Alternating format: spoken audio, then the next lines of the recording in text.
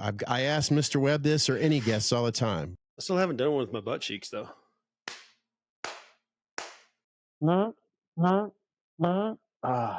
Was that close?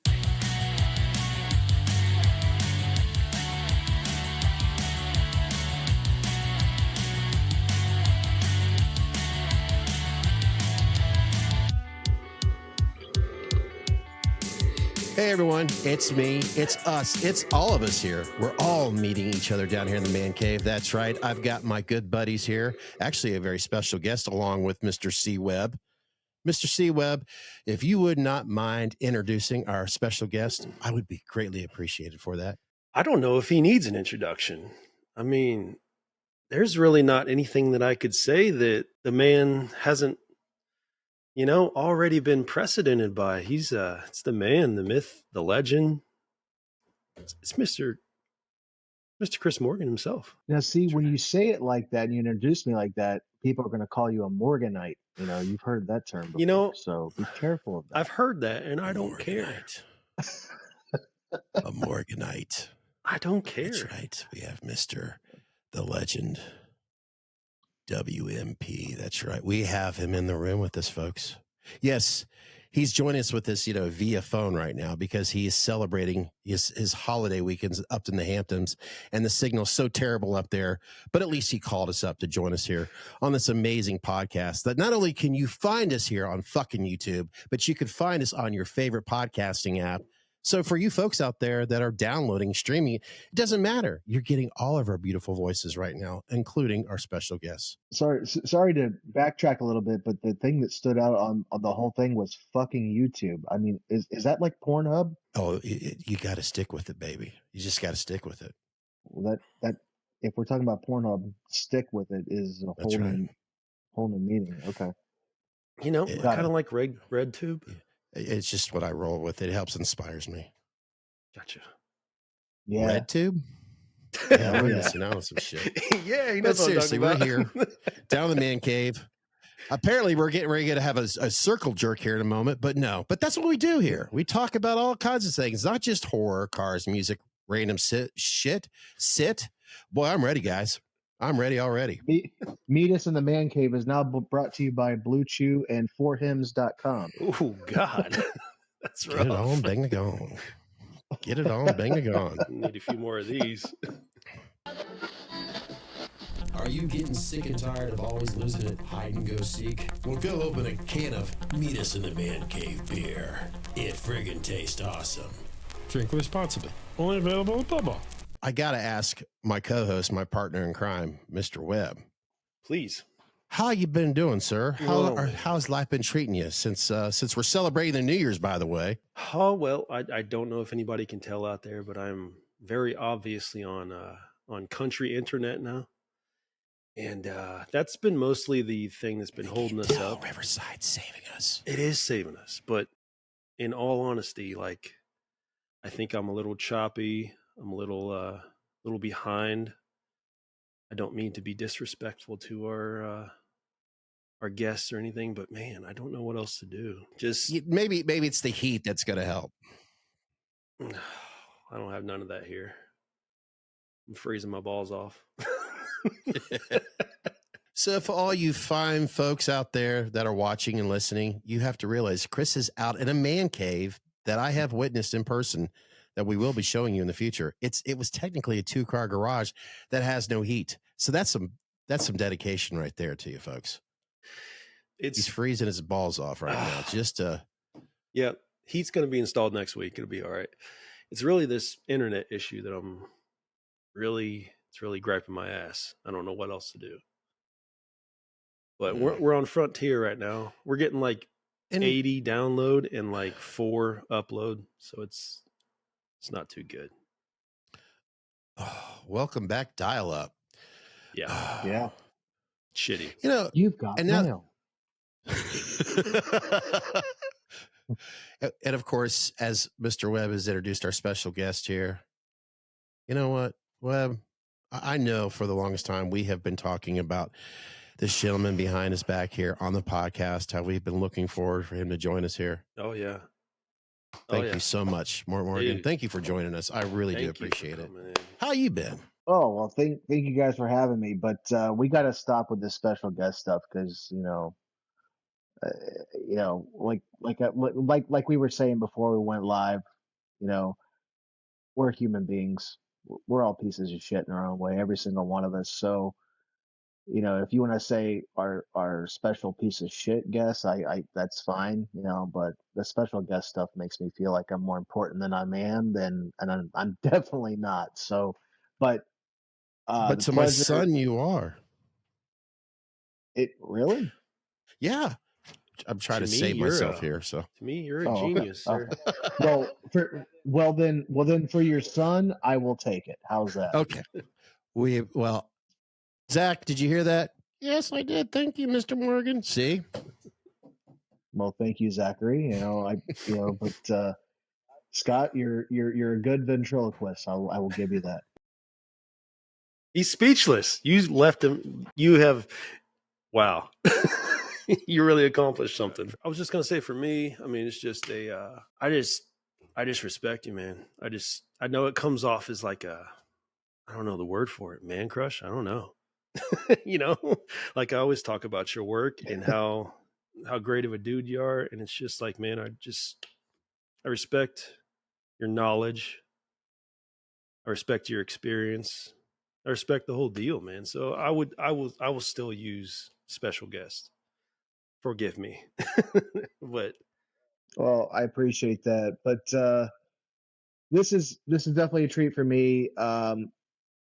For everybody listening out there that may or may not know, I used to run a podcast called Halloween Unleashed, and I get asked almost daily, if not weekly, if it's ever going to come back. The answer is no. Why? Because I found you guys' podcast, and I've become a pretty big fan of this. And I know people can't see it. I'm sporting one of your shirts right now. Meet Us in the Man Cave apparel available now. Get your very own Meet Us in the Man Cave house, boat, car, child, guitar, batteries, dishes, household apparel, kitchen apparel, hoodies, sweatshirts, t-shirts, shower curtains, phone cases. Oh, the list could go on and on and on. Isn't that right, Chris? Question. Can Chris? I do it with my butt cheeks? Meet Us in the Man Cave apparel available right now at redbubble.com. Remember, only a few of those items are available, including hats. You guys can back me up on that. But you guys do a really good job. You guys help me get through my workday. Whenever you guys have a new episode come out, I listen, and I respect the hell out of what you guys are doing because you guys are reaching a much broader audience than I ever could, in a sense that you're not just talking about one subject matter over and over and over again. You guys are talking about everything, and it's literally like sitting around with a group of friends, drinking a couple beers and bullshitting, and that's what it should be about. And you guys definitely did the right thing. Scott, I've known for years. Webb, I've done one of these live podcast things with when I did Unleashed, when we were talking about kills that one Yep. night, and you passed out on us Yeah. in the middle of it. But that was a good night. but it was a great night. It was a great night. Unfortunately, I don't speak to any of those people anymore, unfortunately. But it's really cool to see two people that I do respect, and Scott has always been good with the YouTube stuff, and Webb. I didn't even know that you had podcast stuff in you, because I didn't know much about you, but like hearing you guys banter, and you can definitely tell you guys are friends, but you guys play off each other very well. It's always a very entertaining show, and there's never a moment where I'm going, God, get to the point. Let's get on with the show. And there's plenty of podcasts out there like that, but you guys with your banter and your friendship, it definitely comes through the audio stream every week. And I'm just happy that that now I can sit back and say to people, when people ask me, are you ever going to come back with Unleashed? I said, no, I'm not.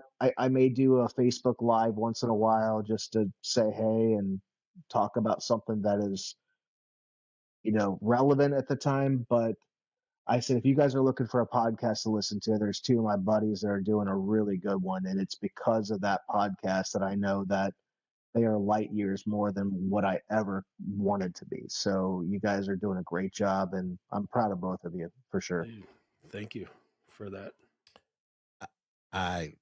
Chris, go ahead. Sorry. We're just full of bullshit. Webb. We're just full of bullshit. That's all. We just bullshit the whole time, don't we, Scott? But it's entertaining bullshit. Meet us in the man caves. Underwear that's fun to wear. Super duper absorbent materials that absorbs 25 times its weight, neutralizes that shitty and pissy odors with our lavender musk scent. Shitty male protection to pissy male protection. Maximum overloads. Meet us in the man cave's fresh protection underwear that's so damn fun to wear. Now come on, what are you wearing?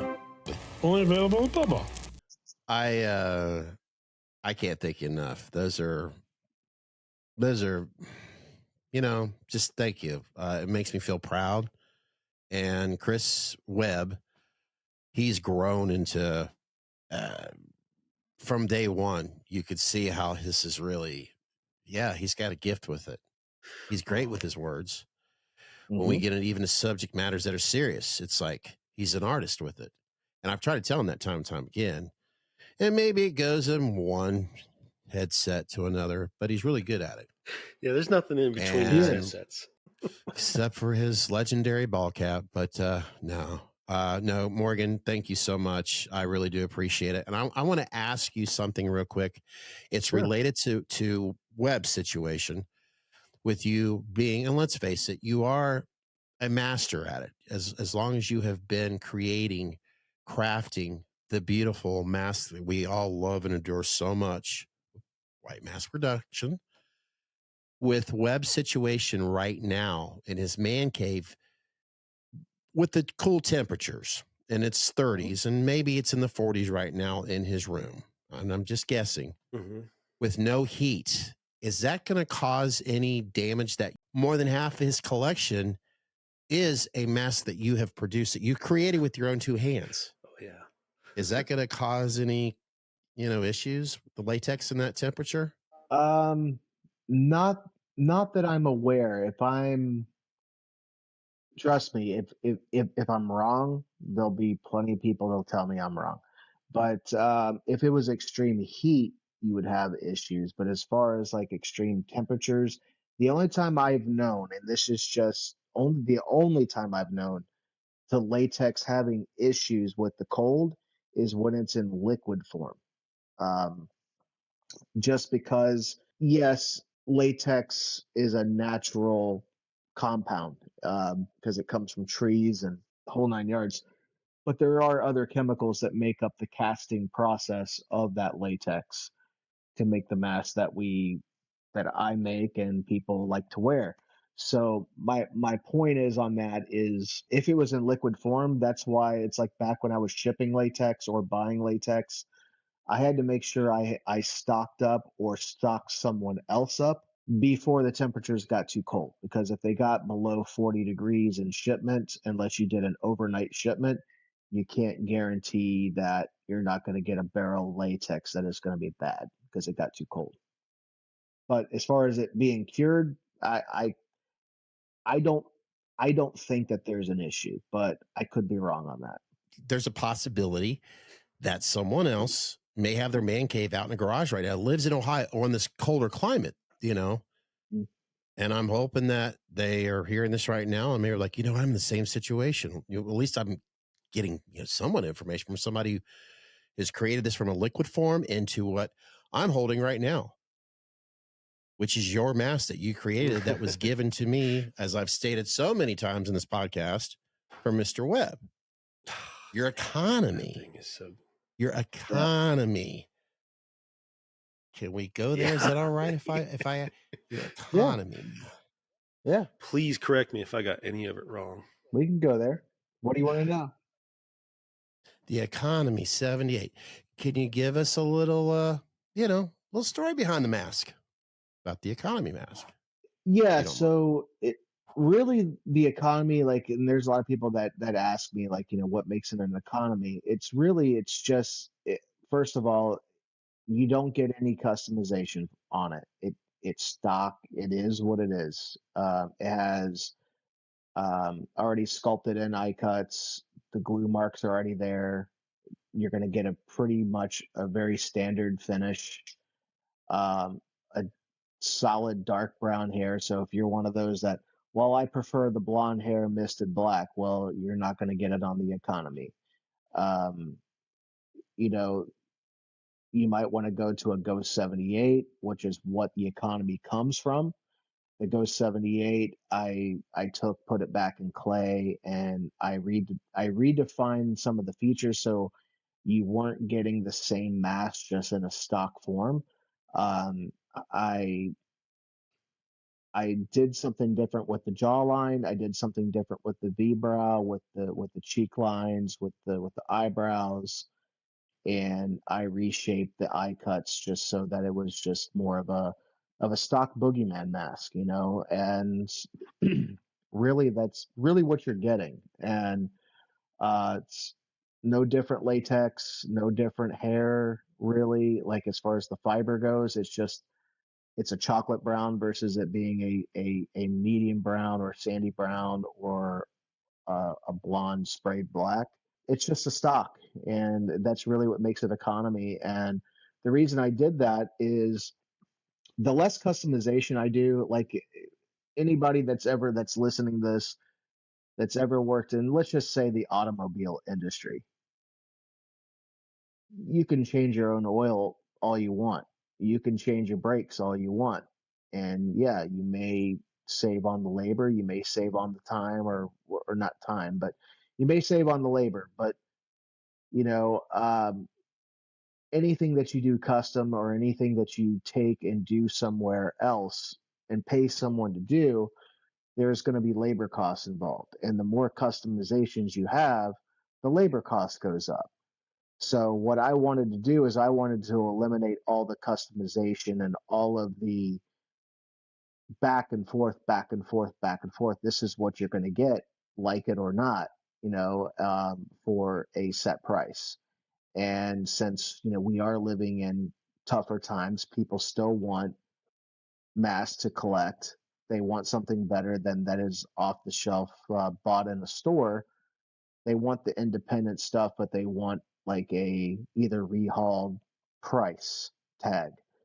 Well, there you go. The Economy 78 is your off the shelf, no customization, but independent flair for something that is well within your rehaul price. Damn. I didn't know that, dude. I'm so used to where I'm at with the whole mass collecting part of it. Like I don't even question about customizing anything. Like I'm like I'm just like, dude's gonna treat me right. Like just this is what I want. Like just I know you'll deliver. I don't even ask anymore. I didn't know that was anything I about it. appreciate that. Damn. Let me clean that up a little bit because somebody might say, well, he charges extra for customization. No, I don't.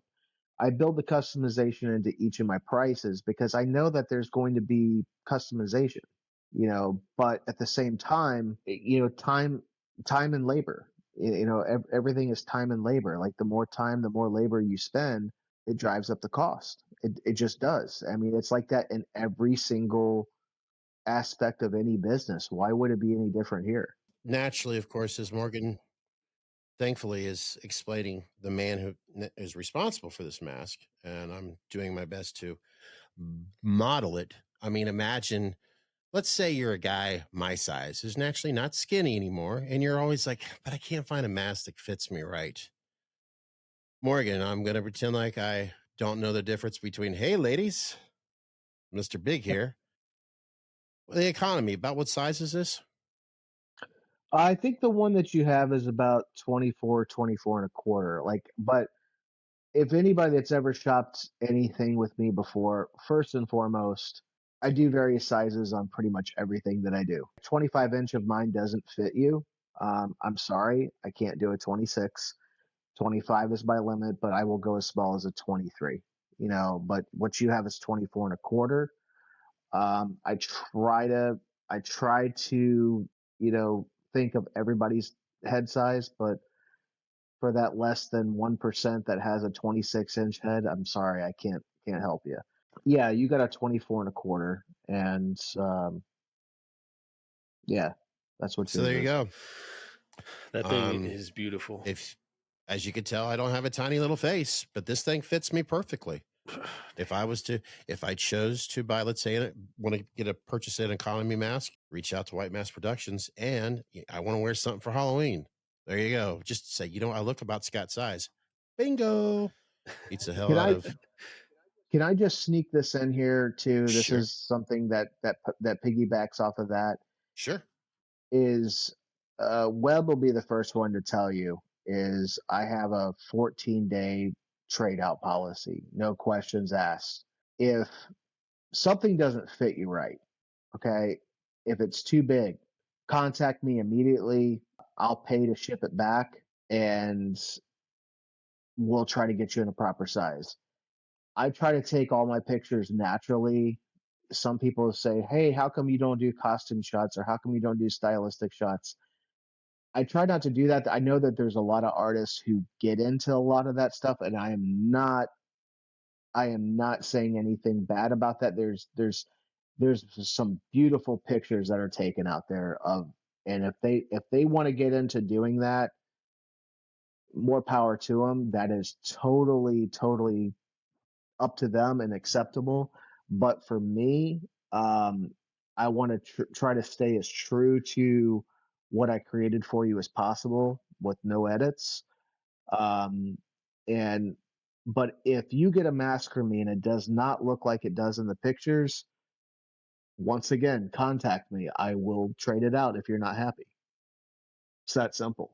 I don't want anybody that's ever purchased from me to walk away and say, I didn't get my money's worth, or I need to sell it because it doesn't fit, or it didn't look like it did in the pictures in person. I've been on the collector side before. I've also been on the artist side, and I've heard the stories from collectors that I've become friends with who bought from other people who have had that experience. That is a terrible position to be put in. And a lot of times collectors don't speak up and say that because they're afraid they're going to piss the artist off. I'm not one of those guys. I'm one of those people that if you're respectful and you handle it professionally, I'm cool. You start being a dick, yeah, I can be a dick right back. I mean, just like anybody can. But I try to be as accommodating as possible. And if you're not happy, well, guess what? You're holding my business card. If you're not happy and it's shit, that's a reflection on me and my work, and I can't have that. So it just made more sense to me. And plus, you guys are spending a lot of money on these things. Why wouldn't I offer that customer service, that level of satisfaction? You're spending your hard-earned dollar, your entertainment dollar, on something that you wait several weeks for, sometimes several months for. Why not get it exactly the way you want it? Period. It just, that 14-day thing, and I will totally vouch for that. Because in every package I've gotten, I've always gotten that card. It's always sent. But yeah, just the fact of that return policy, because I mean, that just shows that you want to make people happy. You care about your reputation out in the world. I mean, I won't say it's unheard of, I guess, but it's very rare in this hobby, I think, to see that level of dedication. So I do respect it. How many times have you guys heard from either a friend, another collector, or whatever that says, yeah, I got this mask and I'm probably going to sell it, not real happy with it. I'm not going to say anything because I don't want to upset them. Trust me, I've heard that before back when I was a collector, before I ever even thought about touching masks. I heard that all the time. I've been on that side before. I've been the guy that has spoken up before, and I got raked over the coals for it. And I'm going, I don't ever want to feel like that again. So I'm going to learn to just close my mouth and not say anything. So once I got into it and started doing it, I'm like, I don't want anyone to ever feel like that I shortchanged them, or that they didn't get their money's worth, or they didn't get what they were promised, or they didn't get what they saw in the pictures. Because if that's ever the case, then guess what? I failed. And I'm sorry.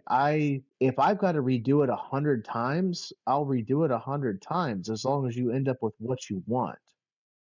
Because here's the truth of it, Scott. That thing that mask you're holding in your hands.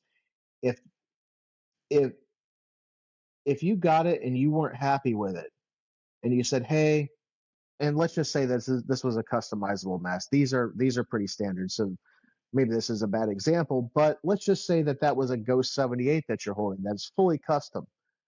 And you reached out to me because, like, part of my job is to try and get inside your head with your vision of what you want, because everybody has their own vision. If you got something in your hands and you're like, I really wish I would have had a little bit more weathering or less weathering or different color hair or this or that or the other thing, doesn't matter, whatever it is, chances are there's somebody out there, when I posted your pictures, that saw your mask and said, I really like that copy, I wish I had that copy. Well, if you're not happy with it, you got to send it back, and I got to do something different on a new mask. Guess what? I get to sell your old mask to someone that really liked your mask. Maybe it wasn't for you, and that's okay. I'm not going to have any trouble selling it. So that's why I've never understood why anybody would get upset about someone not being fully satisfied, because here's the hardest part of any artist job, is getting inside their customer's head to figure out what it is that they see. Because I can tell you what I see all day long, but guess what? I'm not the paying customer, you are. And if you don't mind adding right now, people that are watching this on YouTube, I have a very harsh light up here. Okay. And so it's shining very bright right now on this mask. And when I edit these videos, when I balance my colors, it's just balanced. So if you're seeing something right now that you're like, whoa, keep in mind, there's a very bright light on a mask that I think we all are pretty much accustomed to of seeing, the shape. And right now, he's shining, but he still looks sexy as hell. I just wanted to point that out. I think it looks great. Oh, and speaking of economy masks, I understand you also have an economy version of the H6. Am I correct? I do. It's actually one of the H6 masks that put me on the map way back when I started in 2009. I was fortunate enough, at the time when I was getting into all this, there was a lot of molds for sale. There was masks that were retired way back when I started, I'm like, I'm just going to buy up old molds, and I'm going to try and bring some of these pieces back that were retired for people that never got a chance to ever own them, because there were several. And Halloween 6, say what you want about that film. Anybody listening can say what they want about that film. And you know what? I probably agree with most of it. The script was a mess. Some of the subplots were a mess. The problem production is the folklore that draws you into it.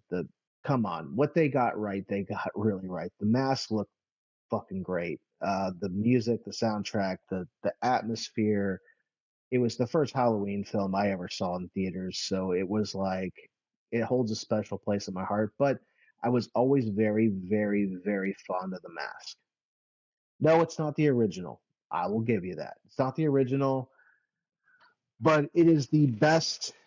And I know there's a lot of 2018 kills and ends mask, and I know ends is very polarizing. We won't get into that. But the masks of those films are held in very high regard. So, but for me, the Halloween 6 mask is the best sequel mask that was produced. it helped sell that look. And I remember when I was I remember watching the trailer for it the very first time. I know this is a very long-winded answer, but trust me, I'm going somewhere.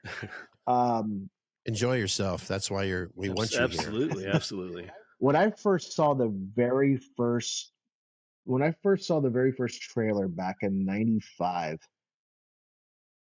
I was in love with the mask. I wanted to see more of it. And when I was in the theater on opening night, September 29th, 1995, and I'll never forget, um, I became even a bigger fan of that mask. And as I went along, I got into collecting in '99. So this is what is this going to be, my 25th? This is my 25th year, right? 25 years? 25. Yeah, 25 years. So I've been in this some form or another for 25 years. So I've seen a lot of shit on both sides of the coin. But I always wanted to find a Halloween 6 mask. It wasn't until 2001 when SSN, which is Silver Champagne Novelty, Sean Clark, for those that didn't know, wasn't around back then, he released a Halloween 6 mask called The Curse. And my jaw hit the floor, went nuts, went crazy. I got the number 10 copy of that mask. And it stayed with me for 8.5 years until I sold it. And I only sold it because I was making my fan films. Then, the mask wasn't being made anymore. He came out with the George P. Wilbur signature series. Then he came out with the SSN 6 SIX. But the Curse was no longer being produced. I ran into him at a couple conventions trying to convince him to make me one because I regretted selling that mask. I said, or just, if you still have the mold, can you please just pour me a blank and I'll convert it myself. I'll paint it myself. Or I'll have somebody do it. Never worked out. But CGP, Terry Lambert, was producing CGP H6 V2. I wasn't around. I was out of the hobby for a little while when he was doing the V1. There's been numerous things of where that came from. I'm not going to get into it because I wasn't around and I wasn't there for it. It's not my business. But the CGP H6 V2 caught my eye because it looked like the reshoot mask, which is for those that don't know what the original version versus the reshoot is. Halloween 6 had a lot of reshoots a couple months before it came out into theaters, which is known as the theatrical cut. The producer's cut is more the traditional. There was no alterations to the mask, no nothing, no problems with the mask. It is what it was. The reshoot still had that Halloween 6 mask look to it, but it looked a little bit more haggard and worn, and that's because like one of the production people poured chemicals on the masks and stuff and kind of warped them and made them look weird, which is why Brad Harden was hired for the reshoots to repaint a lot of them because they were damaged. So for those that say, well, Brad worked on the initial shoot, no, he didn't. There's an interview out there where he's talking about the death of Donald Pleasance, where he flat out says, I never met Donald Pleasance because I didn't work on the original shoot. I came in for the reshoots. So for those that says, well, yeah, he was the guy that worked on the mask. Actually, he wasn't. John Carl Beekler was. And his FX team was the guys that worked on the original mask. So the CGP H6 V2 always looked like the reshoot mask to me. Always did. And in 2009, I was able to score a production mold when CGP was battling their problems back then. And I'm not even going to get into it. It doesn't even matter. I was able to score some like the production mold from that. Then a couple of years later, Terry and I worked out some sort of a trade where I got something. I got his original H6 V2 master versus a production mold. I got the actual master. So I grabbed that, and that became known as the Reigning Red. That was the name of the mask. I renamed it because I'm not CGP. I'm I'm definitely not doing a V2. So I'm like, why would I call it the CGP H6 V2? Makes no sense. I got the mold now. I got the master. Let's just call it the Reigning Red. Then the Reigning Red, for those are like, well, where did that name come from? It's that little girl underneath the tree where Barry Sims is freaking eviscerated up in the tree and bleeding all over and saying it's raining red. I love that And so name. that's where the name came from. It's Raining Red. My music love Peter Gabriel a lot because I love Peter Gabriel. Right. Raining, that song.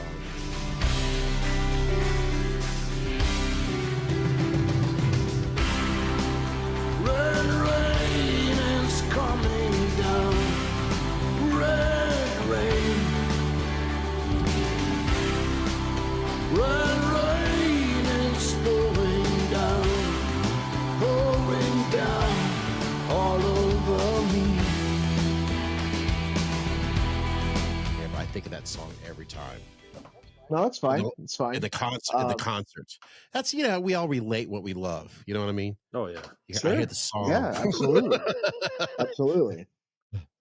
But yeah, that in 2009 when I was just like, my goal in 2009 was just to do up some of those H6 masks, the Raining Red masks, for a season, like to pay for a cruise or something. That's really what it was. I was working for a film college at the time, and I was a career advisor at the time. Was it Full And Sail? yes, Okay. I was there, and I was sensing my time was coming to an end because I told, and this is what you want from a career advisor, is you want to be advised, if you're a student, from someone who's worked in the industry, what to expect.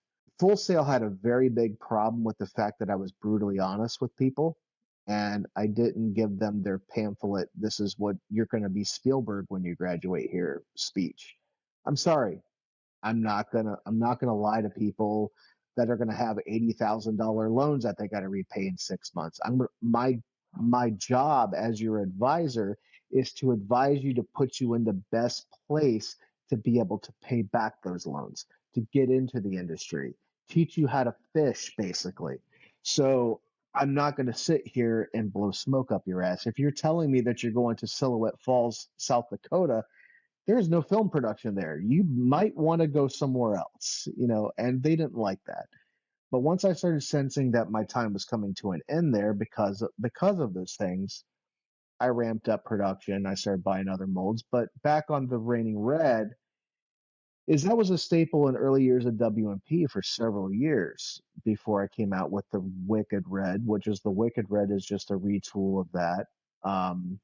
But I ended up shelving that mask for quite a number of years because, going back to those other H6 topics with SSN started selling off a lot of their molds or masters, and the Curse popped up, and the George P. Wilbur Signature Series popped up, and the 6 popped up, and I bought them. And so the Raining Red, by 2018, and it had a 9-year run. I think that's a pretty solid run. Was shelved for a while, like it was forgotten about, because it's like, well, if I got ties to the movie mold and not a I don't want to say a fan sculpt, because the Raining Red was not a fan sculpt, but it was not a direct casting or a direct movie mold replica, direct from source material, which all SSN masks all were. Either they came from movie molds or they came from direct castings from the movie molds. So if I'm a collector, why would I buy a Raining Red when I can have something from the movie mold? Which is, as a collector, that's what I'm after anyway. So from that perspective, I shelved the Raining Red and didn't give it a second thought for several years. But as the economy kept dipping and kept dipping and kept dipping, and I came out with that economy H1, I'm like, well, shit, it's like that price point way back in 2009. It's like I could do that price point again on the Raining Red because people may not be able to buy the movie mold castings. So why not go with something that is economy friendly? It still looks good, looks great. I still love the Raining Red. It has a very mean, angry, traditional H6 look to it. So for those of you that just want an H6 mask that want something better than mass-produced stock finishes, you can get an independent finish. You can get an independent H6 mask that is a staple in the hobby, not just for me. Put it this way. I kept the mask going. Terry's the one that made that mask famous. It wasn't me. I just was lucky enough to get the mold and get the master and keep the mask running. And my passion for that film's mask made me will always want to push the envelope and make it better constantly. So Terry gets all the credit for that, not me, to put it on the map. But the name the Raining Red H6 mask maybe was made famous by me, but the actual mold was all Terry. But my goal is like once I started seeing the response to the economy H1, the Econo 78, I was like, well, why not bring the Raining Red back and just offer an economy version for collectors that want an independent mask for a decent price but don't have the funds because the economy sucks and people's money is not stretching as far as it did 5-6 years ago. Why not give them that opportunity to still have that? Because at the end of the day, it's like if people aren't buying masks, I'm not working, I'm not able to pay my bills. So I still want to be able to pay my bills and still be able to do the things I love to do for the people I love to do them for. But at the end of the day, it's like if people can't afford them because everything's so expensive nowadays, well then why not bring back a staple or a classic that was already at that price point to begin with and give it to them? What's the harm in it? I have it. It's collected dust. It's not being produced. What's it doing? Right. Should be on somebody's head or on somebody's shelf. Period. I was going to ask, how's your Sorry, that was a long-winded answer. no, My bad. you're good. I was going to ask, how's your response been to the economy line versus like say wMp or Mask Brothers? How's that going as well? Well, Mask Brothers, let's just start there. First of all, I love both guys. I love Matt Reed. I love Rick Ramby. They're two of my best friends in the hobby, and we've never had an argument. I would love to have those guys on here. Sorry, Chris. You should. Would love They're to have- great guys. Rick's They're a good great dude. guys. For sure. I'm He so is. selfish there. I meant to say we would love to have them on here. I'm You're- sorry. I really am. No need. Well, I'm not going to get on and tell his business, but I know that Matt has been venturing out something that he made it public, so I can say this. He went to get into nursing school. He got into nursing school and he just graduated, and so he took more of a backseat to mask making for quite a long time because, like, put it this way, I saw him in June of 2022 for a convention. And put it this way, Matt and we used to talk sometimes daily, but always weekly. But ever since that con, it has been not very often we've been able to get together because he has been so busy. But so on top of that, for the last few years, Rick has been steadily dialing back because the responsibility of his job has picked up and picked up and picked up. The Mask Brothers side of things, like, we're all still friends. We'll all still do projects together. We'll all still share stuff. That's not a problem. It's just out of the three of us, I think I'm the one that's the most active out of the three. But um, but we're all still very, very, very close friends. Speak. Go ahead. Sorry. I was going to say, speaking of being active, is there anything with being here we are celebrating the New Year's? Is there anything that you, Mr. Morgan, White Mass Productions, are you working on anything currently right now that you would like to share with the rest of the world? Or for all of our valuable listeners out there? I dropped a teaser, you know, like I'm coming out with that wMp 75 V2, which is basically for anybody that has been following for the last several years, the MB 75 limited edition project that the Mass Brothers, that's what MB stands for, Mass Brothers, that we came out with was a casting of a 75 Kirk that we enlarged and made our own.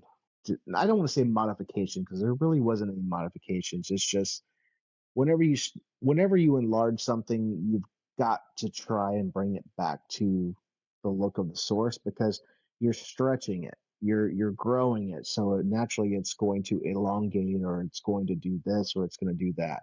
You're making me feel loved here for the big people out there that need masks. So come on. But no, like literally the 75 Kirk casting that Matt had, literally it fit on my fist. Really? Wow. It was that small. So I mean, for anybody that wanted to wear something, it needed to be enlarged. So it was quite the process, you know, of getting it to size, and then we were like, well, let's make it a limited edition run. Then it got down to the point where we all decided that, hey, we all need a casting of this, and whatever we decide to do with it is totally fine. I can't speak for everybody. I can speak for me. I know, and when I say this, somebody's out there is gonna hear it, and they're gonna go, "Well, everybody else has done that idea. You picked up off of everybody else." I can't tell you when everybody else had their idea to do it, but I can tell you right now, I know when I did this was 2 years ago. I 3D scanned that casting, and then I 3D printed it 2 years ago, and I had them lock the coordinates of the size I wanted, and I blew it up to the normal size. So what you're seeing with the wMp 75 V2 is I was trying on my V1, which I'm sure somebody's seen pictures of it. I got it right over there. I was trying to make it.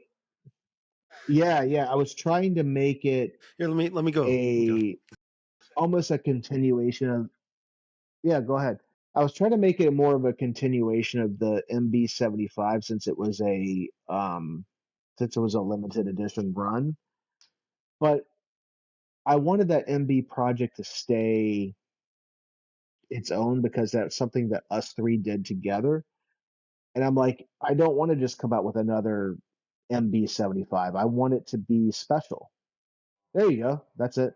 It's so amazing. I'm sorry. It's just, folks, and I'm interrupting. I'm sorry. It's okay. I want you to think about this when you're investing into your collection. Listen very carefully to what Morgan's talking about, how much he is seriously thinking about the science behind this. I've said it before. I'll fucking say it again. Dude's an encyclopedia. I mean, you just got to respect it, honestly. Oh God, when we were doing our first episode for season 2, as I'm over Chris's original man cave, I mean, I was just like, I was falling in love with certain masks. Of course, as we all have, we have a certain, you know, it's how it is. But just listening to you right now, I'm like, this is so fascinating, and I'm hoping people can appreciate the behind the scenes of what it takes, of what you have someone here, Morgan, creating what he's doing. He's not just, you know, okay, this is what you do. You add some peanut butter, you add some plaster, you add some tape, do this. No, there's more to it. He's explaining to you why, at least on this version here. the H6 research. I mean, the level that he has of it is just like fucking insane to me. I could listen to you talk about H6 lore and stuff like that for probably ever. Because I'm just sitting here and I'm like, this is fucking great. Because I love H6 so much, and I don't, Well, what's funny is my H6 paint ups, especially on my 6 SIX and my George P. Wilbur SIG series and my Curse, are all done with a 5-layer process. Wow. Every one of them. It's very very intricate, very time consuming.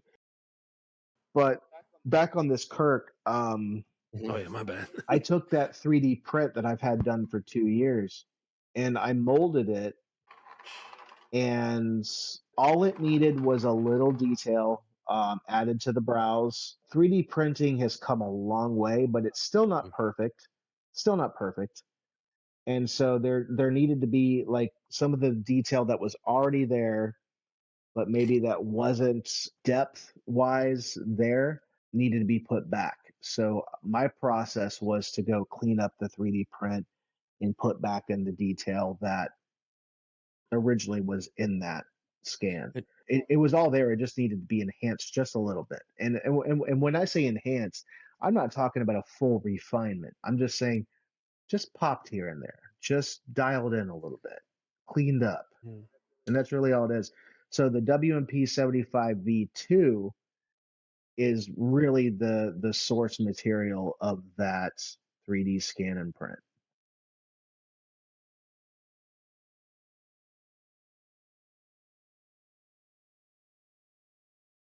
I'm just waiting for the house to sell, and then I know, man. I want them so bad. I try to remind privately on that. I try to remind Mr. Webb on that privately every once in a while, but I don't need to. He has his bills in front of him. I want to ask another question to this, and if you guys want to go on other stuff, that we can do whatever we want to, because we're hanging out down in the man cave. Webb, I know you've got a million questions right now, so I don't want to interrupt. And while you're doing that, guys, I got a refill as you could. So the Webb's like, shut the fuck up. I got some stuff to ask. You're going through them faster than I am. I got a question though, Scott. Before you oh, he's already gone. Shit.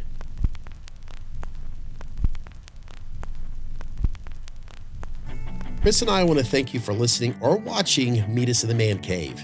Since you enjoyed watching us, make sure you want to tell all your friends about us, subscribe today, and click on that notification bell. It's going to be helping you being reminded when our next episode is uploaded, or even possibly a live stream video. You can follow us on Facebook, Instagram, Twitter, and of course, YouTube. You can listen or download to Meet Us in the Man Cave on your favorite podcasting app, available to stream or download so you can listen to us all you want, whenever you want. For more information, go to meetusinthemancave.podbean.com.